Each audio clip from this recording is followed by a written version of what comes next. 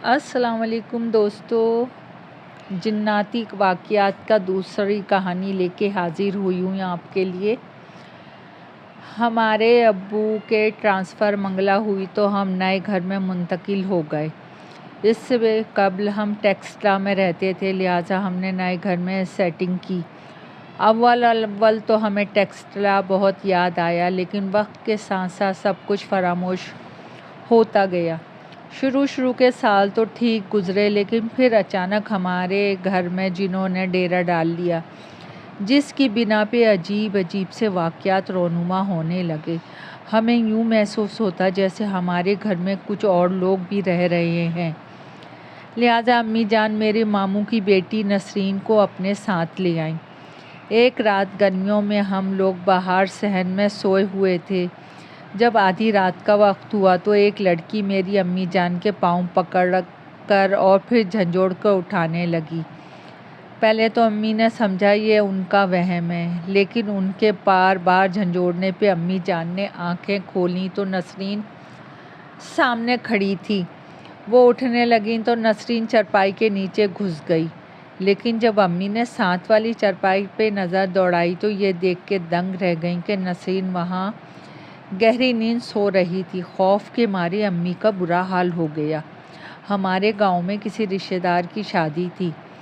گھر اکیلا ہونے کی وجہ سے ابو جان اپنے ایک جاننے والے کو گھر پہ چھوڑ گئے۔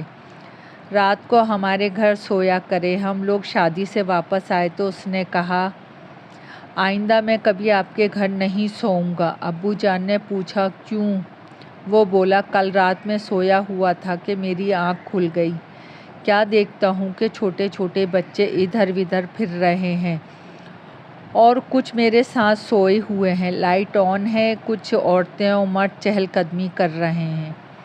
پہلے تو میں سمجھا کہ شاید آپ لوگ واپس آ گئے ہیں، لیکن پھر خیال آیا کہ میں نے تو تمام دروازے بند کیے تھے اور اپنے کمرے کی بھی اندر سے کنڈی لگائی تھی، پھر یہ لوگ کہاں سے آ گئے؟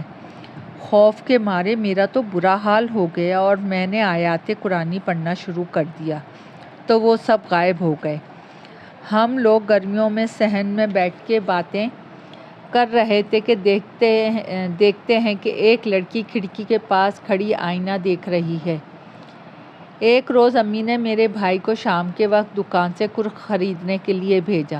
چند لمحوں بعد میرے بھائی کی شکل کا ایک لڑکا پھرتا ہوا نظر آیا تو امی پریشان ہو گئیں کہ ابھی تو انہوں نے دکان پر بھیجا تھا۔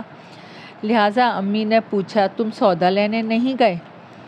یہ سن کر وہ لڑکا غائب ہو گیا۔ اس واقعے سے امی بہت خوفزدہ ہوئیں۔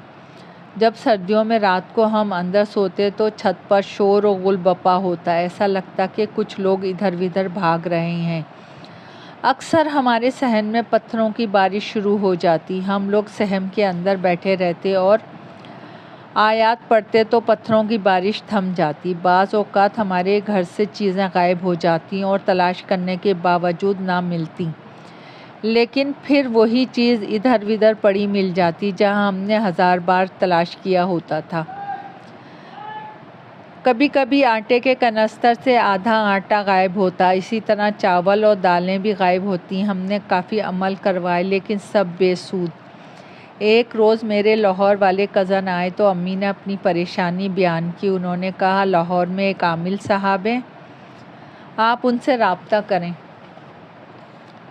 لہٰذا ابو جان اس عامل کو لے کے آئے۔ رات کو انہوں نے ہمیں ایک کمرے میں بٹھا دیا اور خود صحن میں عمل کرنے لگے۔ عمل کے بعد انہوں نے کہا، جنات کی فیملی کو ہمیشہ کے لیے نکال دیا گیا ہے، اس کے لیے اس گھر کو میں نے تالا لگا دیا، اب وہ کبھی یہاں نہیں آ سکیں گے۔ اس واقعے کو 10 سال ہو چکے ہیں۔ اب ہمارے گھر میں خدا کے کرم سے سکون ہے۔ دوستو، قصہ پسند آیا ہو تو لائک اور سبسکرائب کیجیے۔ آپ کی دعاؤں کی طلبگار۔